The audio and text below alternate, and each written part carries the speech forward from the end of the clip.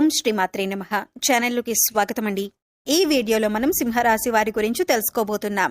ఈ రాశి వారికి పరీక్షా కాలం ముగిసిపోయింది. ఇదే ఆఖరి రోజు. మీ పరీక్షా కాలం పూర్తి కావటం వల్ల మీరు మీ జీవితంలో అనేక రకాల శుభ ఫలితాలను చూస్తారు. అయితే పరీక్షా కాలం ఏంటి? పరీక్ష ఎప్పుడు పెట్టారు?